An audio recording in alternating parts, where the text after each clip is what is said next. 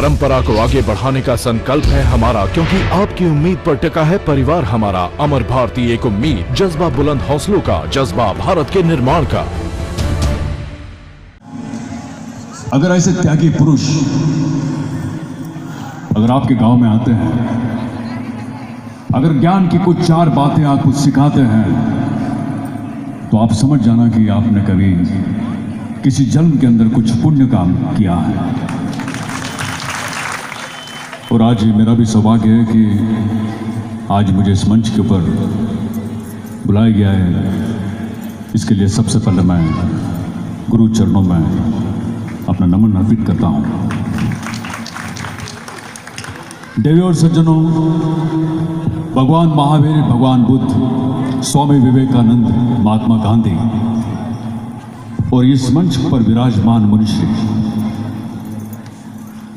इन सब में ऐसा क्या है कि आज भी हमारे पैर, हमारी बुद्धि, हमारा मन इनके पास खींच के चला आता है। ऐसा क्या था भगवान महावीर में?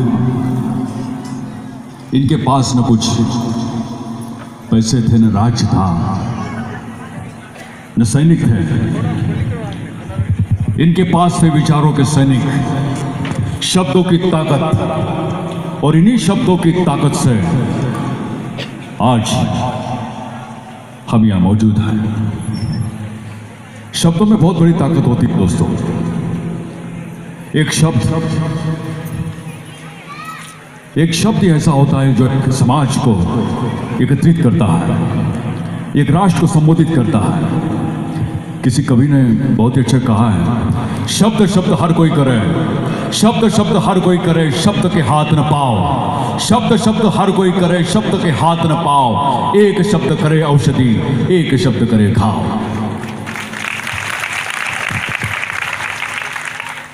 जब मनुष्य की जब वाणी हम सुनते हैं, तो इन्हीं की वाणी हमें एक औषधि के रूप में हमें मिलती है।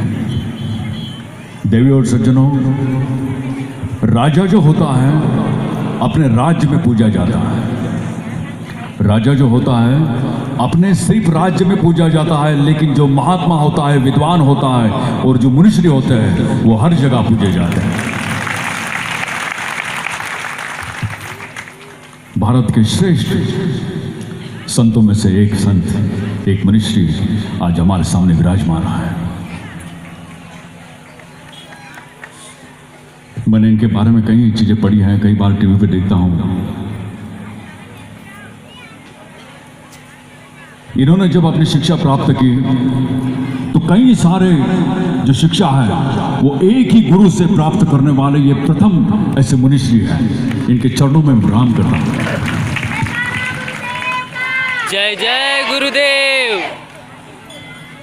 यहाँ पर कई सारे मनुष्य मेरे सामने हैं। मनुष्य प्रणुत सागर जी, जिन्होंने एक बहुत अच्छी किताब लिखी है।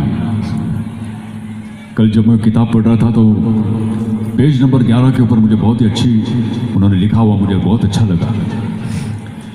उन्होंने कुछ शब्दों में लिखा है, मैं तो कोई संत नहीं हूँ, मैं तो साधारण व्यक्ति हूँ, लेकिन मेरे शब्दों में मैं आपको बयान करना चाहता हूँ। उन्होंने जो लिखा है कि सत्य जो होता है वो कभी मिटना नहीं है, और सत्य को मिटाना भी नहीं चाहिए।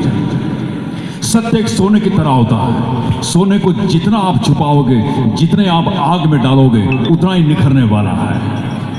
इनका ऐसा कहना है कि आप सोने की तरह जियो, सोने की तरह रहो, क्योंकि सोना जो होता है वो आग में डूबने के बाद भी उसका प्रखर ज्योति उसके सामने होती है। चंदन की तरह रहो, चंदन घिसने के बाद अगर आप हाथ भी धोलोगे तो उसकी जो सुगंध है वो आपको हमेशा आती रहेगी। इसलिए चंदन और सोने की तरह ही अपना जीवन होना चाहिए। इस मंच पर मुझे